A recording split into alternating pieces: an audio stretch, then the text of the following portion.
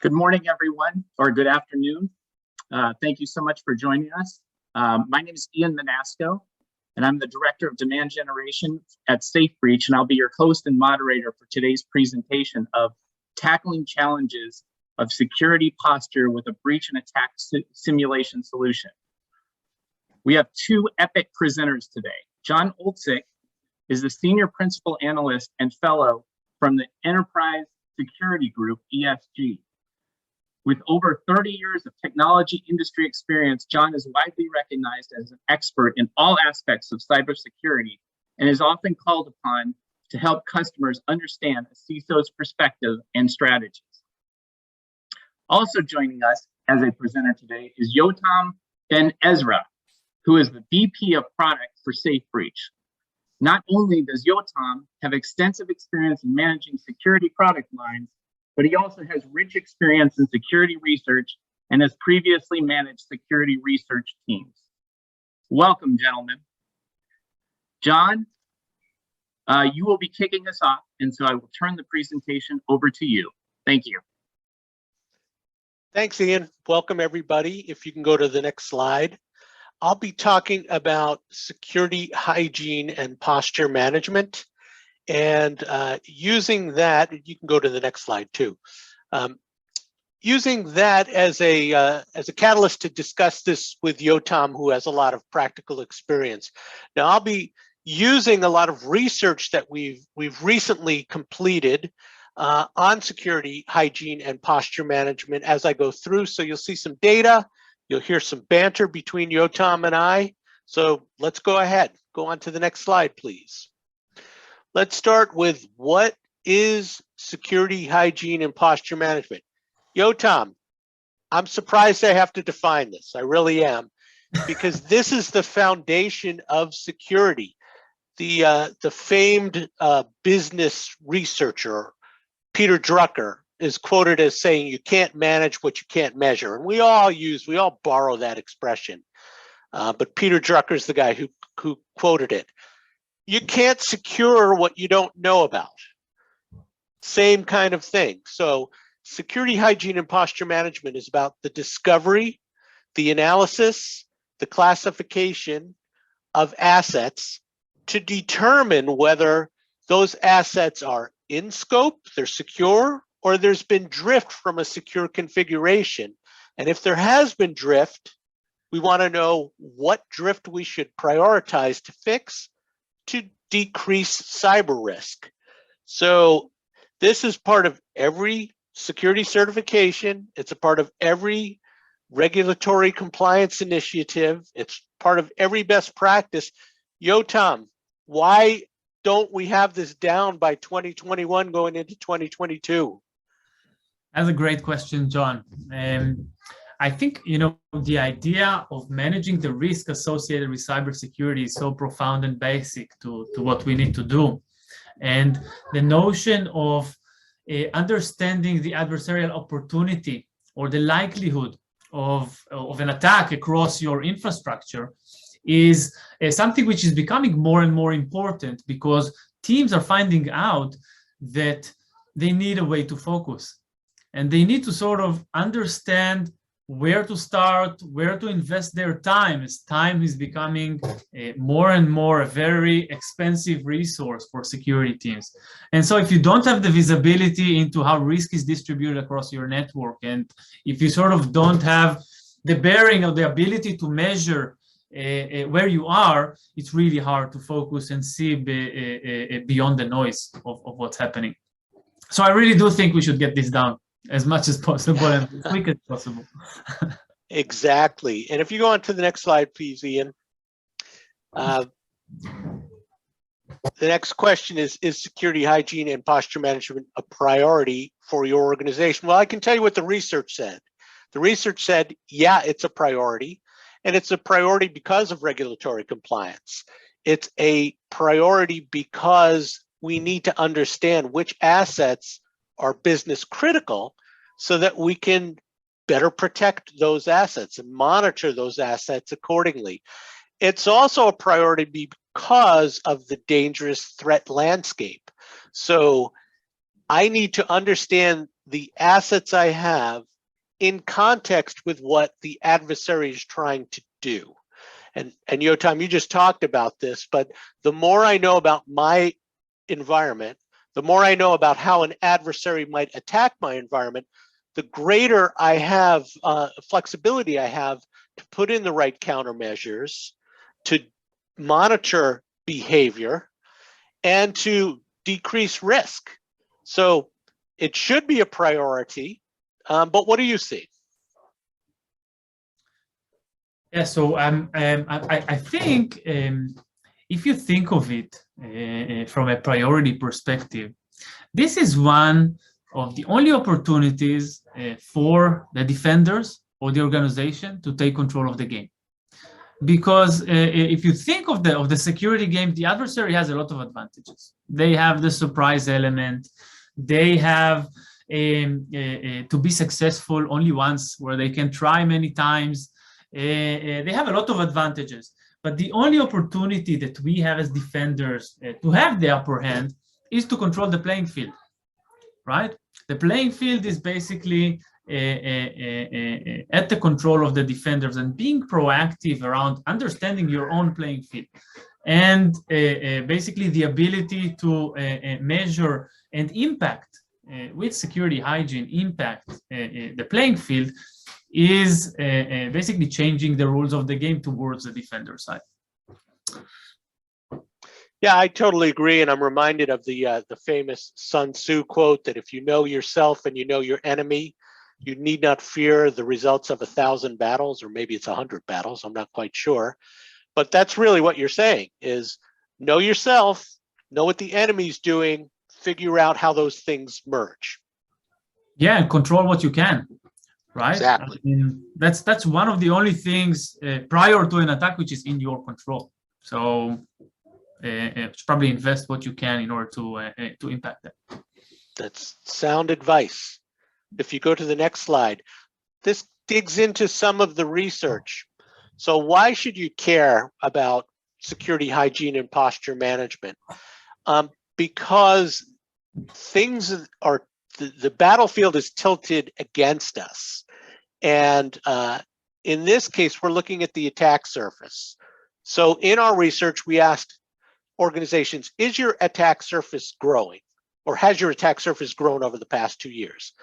2/3 of organizations say that it has grown over the past 2 years. And I should also say that those organizations that are doing the most with IT, so think about digital transformation initiatives, those are the ones who say that the attack surface is growing the most. So now here's why the attack surface is growing the most, and it really kind of reinforces what I just said. So 1/3 said that their attack surface is growing because their organization has more or increased its connections with third parties. Okay, that's a good business process improvement. Let's automate processes with our partners online, but we're adding to the attack surface when we do that. My organization has increased user device type diversity. Now that's user device type, but we can think of IoT device diversity as well, adding to the attack surface.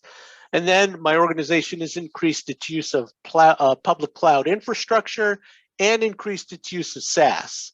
So here's what I see, Yotam. I see dynamic IT growth.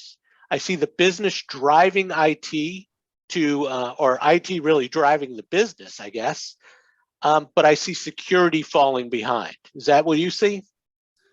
Yeah, definitely, you know, as IT footprint grows, and as digitization increases IT footprint, and as the opportunity based on new technologies to basically shorten time to market and to shorten cycles from a business perspective,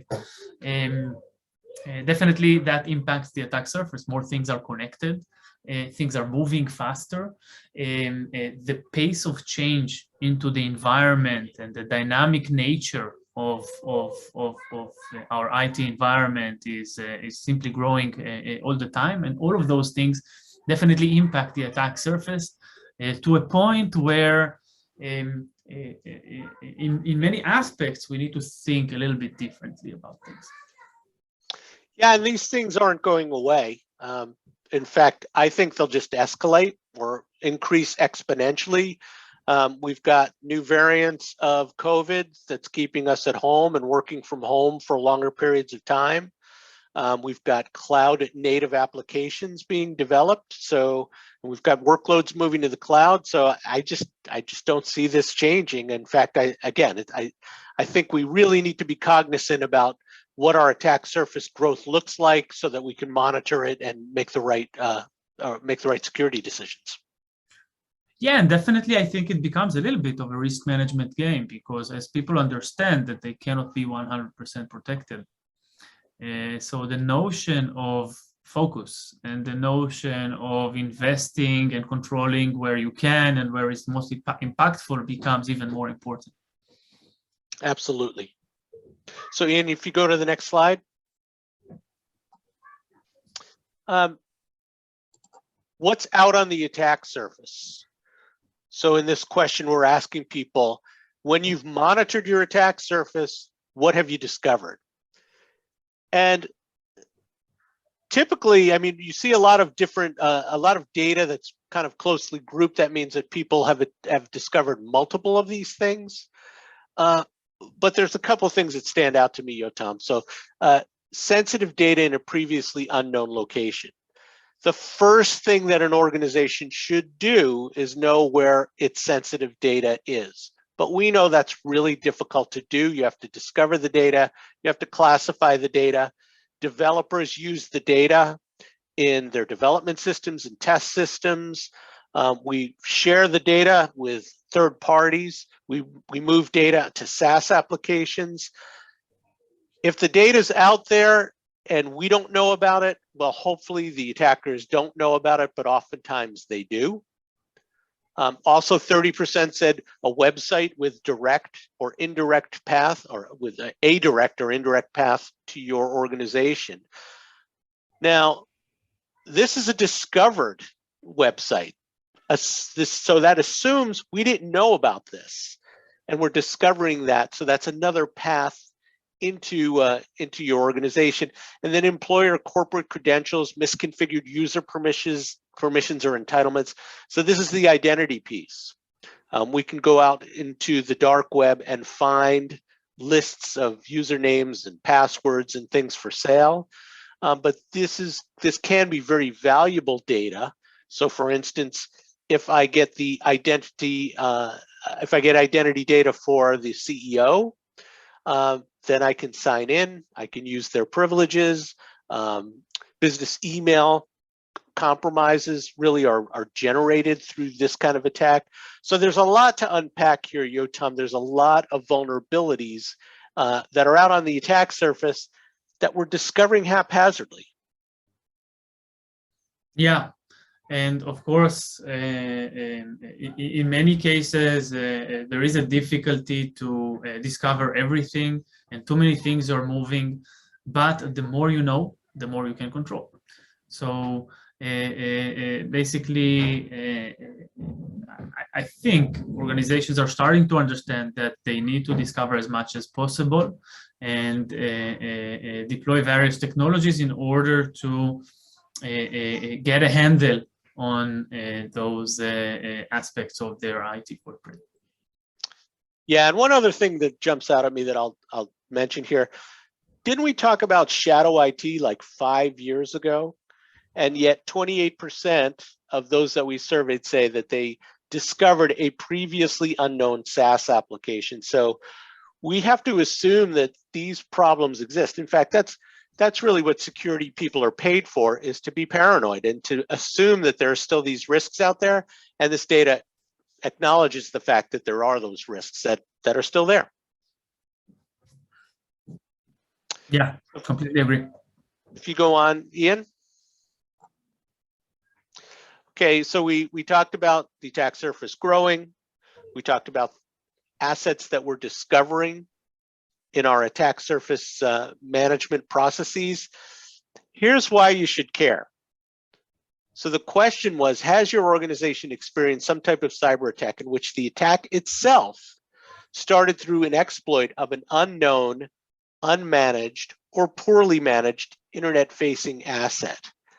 And you can see that 69% of those that we surveyed said, yes, we have had that kind of attack. And 35% said we've had several of those attacks. And then you can also see 12% said maybe, but I don't have enough information. That's kind of scary. So this is where really, this was one of the most important statistics that came out of our research. And this is really a summary of what we're up against, is the attack surface is growing. And if we don't monitor what's going on out there, the bad guys are. The bad guys are using automated tools. When they want to attack us, they're using automated tools to monitor the attack surface. And unfortunately, most organizations that we found aren't doing that. So this really represents or really summarizes the risk that we face. And I think that in any case, we have to assume that there will be assets which we are not aware of.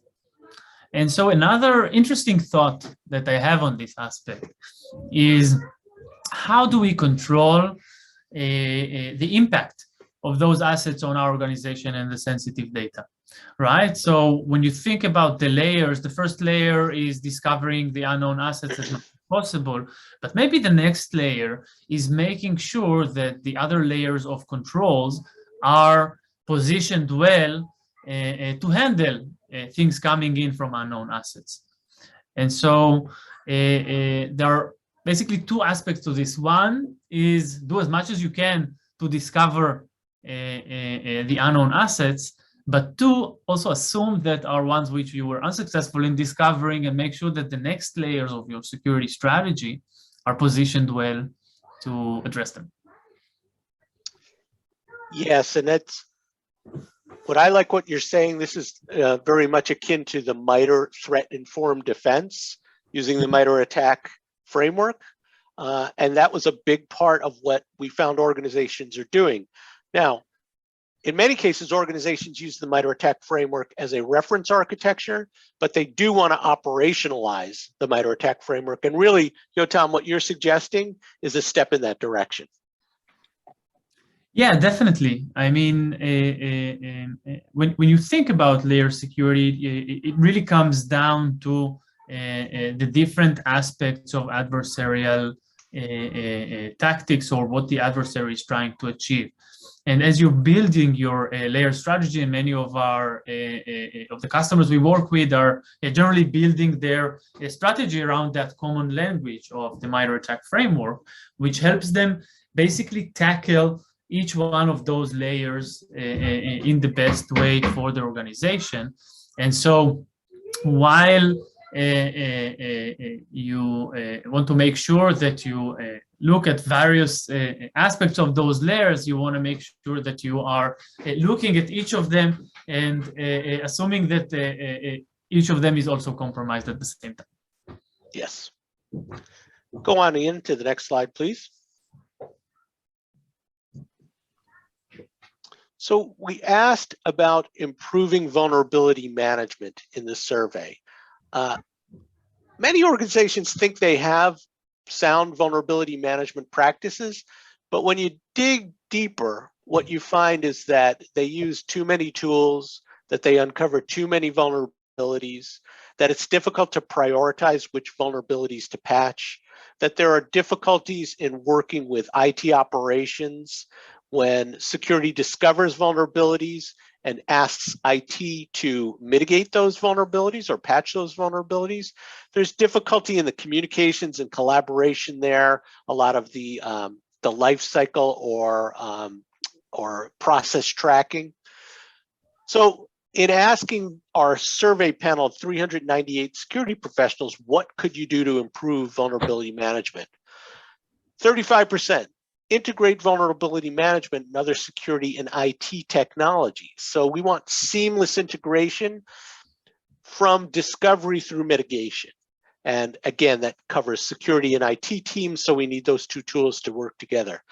Then establish KPIs, metrics, and reports that could help communicate the importance of vulnerability management to the business. This is key. So we have to look at security and cyber risk management but put it into a business context. So the business people know what they're responsible for, what they should prioritize, and then we can work together on managing or measuring our progress. 28% talked about more training, 28% said gaining insight into asset exploitability and exposure and the impact on critical systems to understand underlying business risk posed by critical vulnerabilities. And Yotam, that's exactly what you were just talking about. Yeah, that's a really tough one, because the numbers simply don't add up. Organizations have more vulnerabilities than they can patch. That's simply a fact, right? I mean, you can patch a few tens and you find a few hundreds or a few thousands of vulnerabilities in the organization. And so it's a game of really understanding where the impact lies and where your compensating control strategy helps you in handling those vulnerabilities. And so the ability to understand the two sides of the risk around the vulnerability to the organization and the likelihood of that vulnerability to actually be exploitable by an attacker in your organization are key to understanding which are the right vulnerabilities to focus on. Yeah, and there's also a disconnect between vulnerability management and attack surface management, where some people wrongly assume that vulnerability management covers that, and it doesn't, Yotam, because you only get out of vulnerability management what you put into it. In other words, you tell vulnerability scanners what assets to look at, and then they give you back results. But if you don't know about those assets, you can't get results. Yeah, that's correct. That's completely correct. All right, Ian, go on to the next slide, please. So a couple of definitions here, and Yotam, you've probably worked on as a penetration tester and as a red teamer, but I'll just start with some quick definitions. So penetration testing is really about finding all of the vulnerabilities that you can. And those might be physical vulnerabilities, they might be technical vulnerabilities, but it goes beyond vulnerability scanning because you aren't pointing a scanner at certain assets. You are taking an attacker perspective to find those vulnerabilities and then report on those vulnerabilities at large. Red teaming takes that a step further in that you're not really just reporting on what vulnerabilities you find, but you're actively trying to attack. You're actively trying to break systems, steal data, things like that. So it's much more of a real world type of adversary-driven test. And then purple teaming is relatively new concept, or at least it's something that I think organizations are very curious about. That's where red teams and blue teams really do much more cooperation, communication, collaboration. And that's a really good exercise because then the blue team gets to understand better about what adversaries do. They're not just looking at technologies and controls, they're thinking about how the adversary would attack their organization.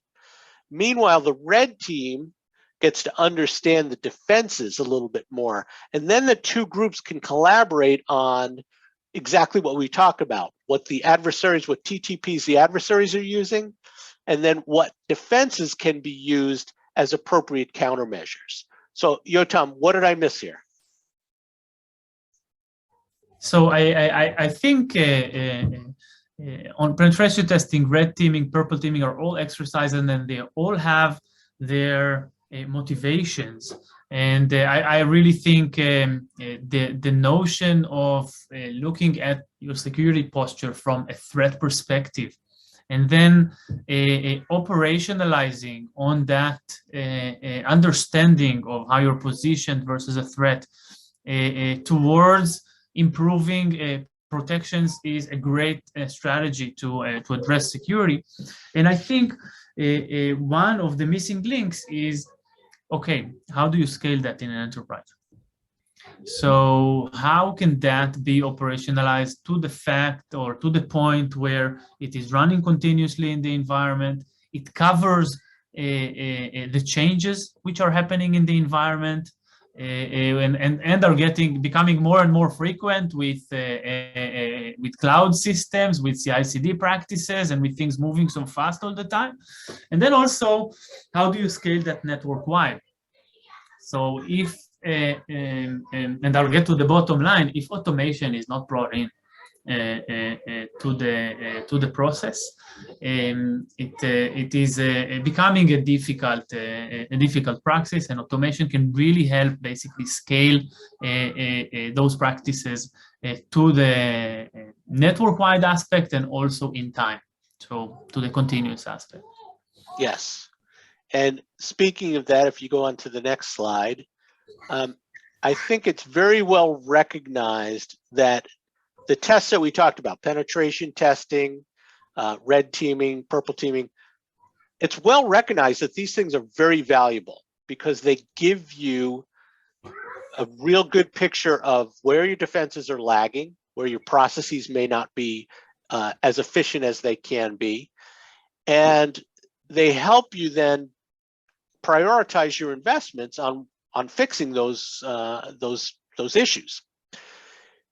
So when we think about automation of those things, well, let me take a step back. So the issue with penetration testing, red teaming, not so much purple teaming, but red teaming and penetration testing, expensive, typically require outside expertise, at least for most organizations. And so organizations do them periodically, once a quarter, twice a year, driven by either compliance, driven by a third-party mandate. But as Yotam said, that's great. So if I do a red teaming exercise today and I complete it next week, I've got point-in-time information next week, but that information gets stale very quickly in a dynamic IT environment. This is why we see what we see here. Organizations are much more open to breach and attack simulation technology as a way to automate security testing and give them that feedback loop on a continual basis. I can point BAS at a technology, or I can tune BAS to emulate an adversary, and it would give me that feedback, like I said, ongoing. So when we asked, is your organization, or how likely is it that your organization would purchase or utilize BAS technology? 27% said they're already using this type of technology. And to me, Yotam, that means they've got some smart people, they've written their own routines, or they've done some scripting, probably not commercial solutions like SafeBreach yet. But 52% say they're very likely to purchase or utilize BAS, and 18% say somewhat likely. So I think the BAS solutions a little bit confusing, a little bit unknown a year ago, people are quickly understanding where they fit and what the value is. So this must be consistent with what you're seeing in the field. Oh yeah, definitely. We're definitely seeing that. I think another aspect which maybe we can add is the consistency. So when you insert automation into the process, then you have a way to consistently measure and consistently track that the program is going in the right direction, right? And identify if things are drifting away. So you can both quantify and also basically make sure that you run the same thing on a continuous basis, right? If it's a sort of a human, then it's prone to human errors. Then it's biased by skills or by motivations or by inclination for something. And when the process is completely automated, then you can rely on the consistency across the board. Yeah, and it also, as we were saying before, with organizations adopting the MIBR attack framework as a common language, this is the next step in that progression. This is operationalizing the MIBR attack framework. Yes, definitely, and in a consistent way. So the ability to measure the entire organization's security posture versus the MIBR attack framework and really understand where you're positioned versus those tactics is a way which many organizations choose to look at their security program. Yes. So if you go on to the next slide, please. These are some of the use cases that organizations talked about, or those organizations either using BAS today or likely to purchase and deploy BAS in the future. We asked them why, and this is what they said. So they do want to establish a purple team security methodology, again, in line with the MITRE ATT&CK framework and understanding the adversaries, understanding the right countermeasures. Ability to use automated testing to rationalize and consolidate security technologies. This is a good one, Yotam. People have spent a lot of money on security technologies and they have no idea if these things work or not. So let's find out if they work. If they work, great. If they don't work, let's start consolidating and getting rid of the things that don't work and maybe get rid of some of the redundancies. Ability to use BAS to uncover coverage gaps. If you think of the MITRE ATT&CK framework, you've got a taxonomy of different TTPs. Well, which ones do we have coverage for? Which ones don't we? And this is and BAS is a good way to discover that. And there's some other data here, but what stands out to you? Yeah, so I definitely think that the notion or the overall notion of understanding the security posture from a threat contextualized perspective. So as we started this discussion around understanding how risk is distributed across the business, from that understanding what are the threats that the business is concerned with, and from that understanding how to rationalize security program, security tools, security strategy, is something which sort of is weaved across the different use cases that people talked about here. So it is around, getting the red team, which is looking at things from a threat perspective, talking to the blue team and basically operationalizing and making those gaps become closed. On the operational level, and then talking about the strategy of how we rationalize or how we consolidate or how we utilize better, in many cases, our existing security tools. And so this is what I see basically across the board, the ability to rationalize around a threat perspective. Yes. So go on to the next slide. Yeah, that's really all that I have from a research perspective, but I'm very attuned to this topic. There's my contact information, and I'll stick around for Q&A. But Yotam, why don't you tell us a little bit about SafeBreach and how SafeBreach addresses all the things we've been talking about? Yeah, so I think maybe it's a good point in time to talk about how breach and attack simulation works and how SafeBreach works, and tell the story of the solution a little bit for people who are interested. So first of all, SafeBreach breach and attack simulation platform is basically a platform which enables bringing the adversary into the environment in a safe way, which is extremely important for an enterprise production environment. Run the platform in a safe, continuous, and automated way, and bring in thousands and thousands of attack techniques across the MITRE ATT&CK framework and across imminent threats, which are basically being simulated across the environment in a safe way. We then provide various tools to discover your security gaps, whether it's at the executive level on a quantified manner or at the more operational level across different types of detailed technical reports. And then we don't stop there.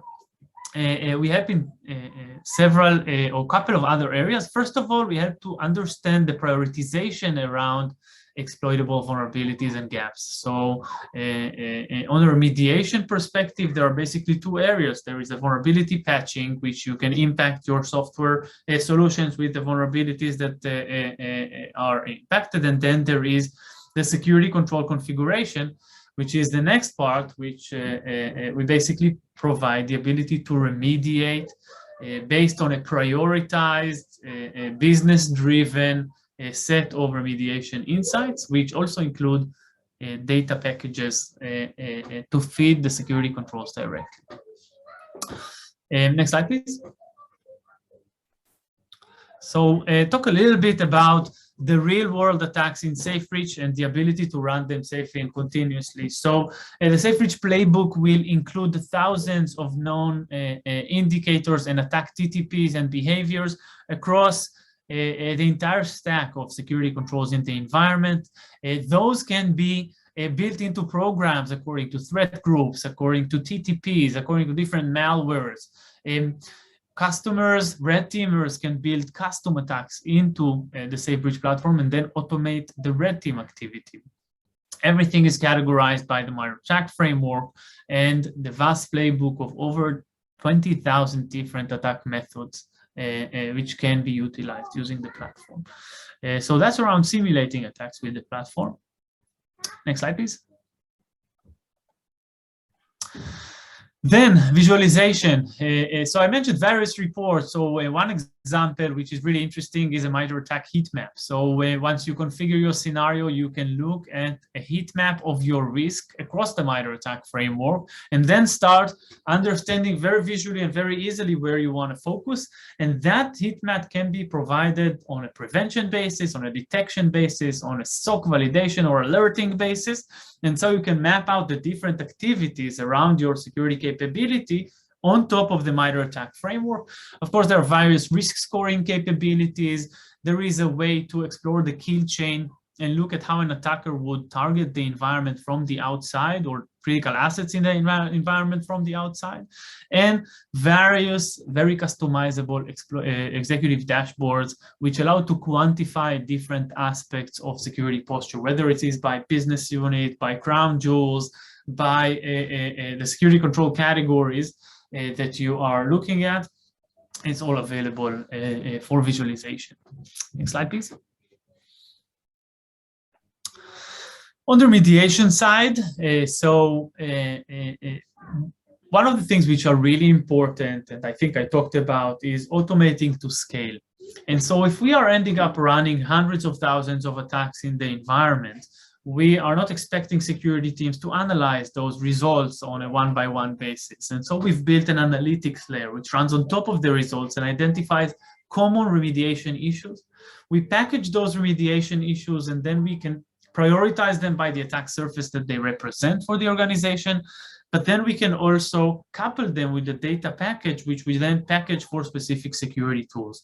So the outcome is reducing hundreds of thousands of attacks, which represent a significant risk, into a much smaller set of actions which can be done in order to reduce attack surface, and also matching that with the data package for each of those for the remediation purpose. Next. Now, lastly, one of the most important things in managing and understanding security posture and hygiene is the ecosystem. We realize that we don't come into an empty space, we come into an ecosystem of tools, and the ability to understand how the ecosystem of tools responds to different attacks and threats which are happening in the environment is key to understanding security posture. And so we integrate with a range of security tools in order to provide a contextualized view of how the ecosystem is responding. So starting with security tools and SIEM platforms to understand prevention, detection, logging, response capabilities, continuing to vulnerability management platform to understand vulnerability scan results and weave those together with the results and prioritize those vulnerabilities. Continuing with threat intelligence platforms to automatically create attacks from threats that the organization, if there is a threat intelligence team, is already tracking, and basically rationalizing on the threats which the organization is concerned about. And then automation platforms and workflow platforms to really streamline the remediation process and the changes which need to be considered as part of identifying gaps.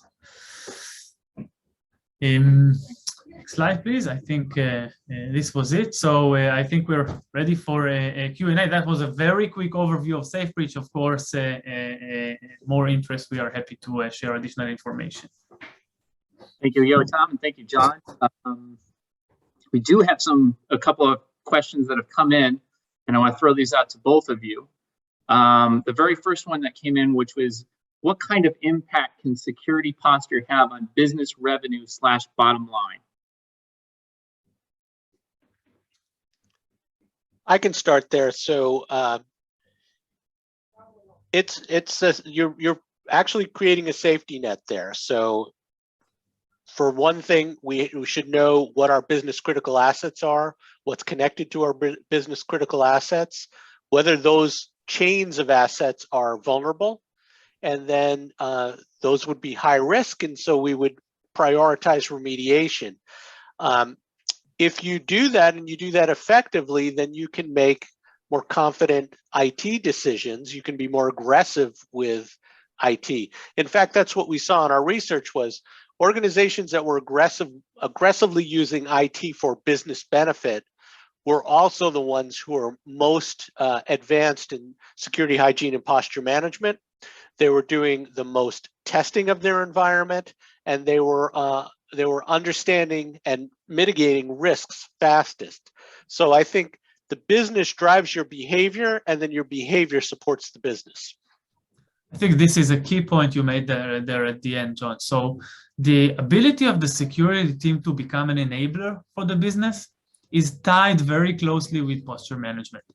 So as you have more awareness and more knowledge of your security posture and the distribution of risk across your environment, you are able to allow the business to move faster. And you are able to know what you need to do and what you are able to not do as well as part of your security practice. And so I think it's a key point to understand that security posture is a huge enabler for the business to move fast. Okay. The second question that we had that was sent in was what are some of the industry best practices to effectively optimize security posture? So I can start here by saying that tying security posture management to the business is the practice that I think makes the difference the most. So basically, managing security posture in a way that makes that gap between the operational and the IT to how it impacts our business is something which more and more CISOs that we see are trying to get to, because the ability to prioritize the security activities from a business perspective is extremely important to the ability of the business to move forward. So I think basically a very similar point goes the other way of the best practice being not just trying to get everything done or trying to boil the ocean, but really focusing on what moves the needle for the organization. Yeah, and I simply stated, I mean, the best practice is deploy assets in a secure configuration, manage or monitor for drift, and then remediate systems that have drifted, especially business critical systems that have drifted from a secure configuration. So that's really simple to state. And if you look at sort of anything like the CIS critical security controls, that's exactly what they're telling you what to do. The problem is doing that at scale, and that's really what we've been addressing today. Great. Okay, this question is a little bit of a long one that came in. The attack surface is now growing with a lot of people now permanently working from home. How can organizations effectively prepare to ensure that remote workers do not turn into security gaps for the organization's posture? Yotam, why don't you take that? Because I imagine you're hearing that from every customer. Definitely. I think, already in March 2020, we released a remote workforce validation scenario. So you know, the remote workforce is divided into bringing the security to the host level and the unmanaged endpoints that workers are continuously using as they are connecting from home, and then also the VPN and the connection point to the enterprise network and environment. I think, you know, as COVID hit, this was a huge interest point for organizations. So dividing between understanding how to address either unmanaged devices or devices which are connecting to the network from a remote location, and then also those VPN and connection points into the network. What we've done to help there is we've generated a set of test use cases which are associated with attacks which are specifically crafted for VPN scenarios, for host level scenarios, and for threats which were associated specifically with the outbreaks associated with COVID, and that helped customers really focus on their resilience for those. And I'll just add that the more you know about security, hygiene, and posture management, the better you can address risk with compensating controls. So if you have remote workers, if you understand what the remote workers, what their devices are, what their accounts are, what behaviors they have, what data they have, then you can do things like segment the network. Then you can do things like change entitlement rules. So it's one of those things, the more you know, the more powerful you can respond. Great. Well, thank you both. Those are all of the questions that we've gotten as far as from the audience are concerned. I really do appreciate your time, Yotam, John, and to everybody that attended the session. Thank you very much. There will be a survey at the very end. I hope everybody has a happy holiday, and we'll see you back again. I appreciate it. Thank you so much, both of you. Thank you. Thanks, Ian. Thanks, Yotam. Thank you, John.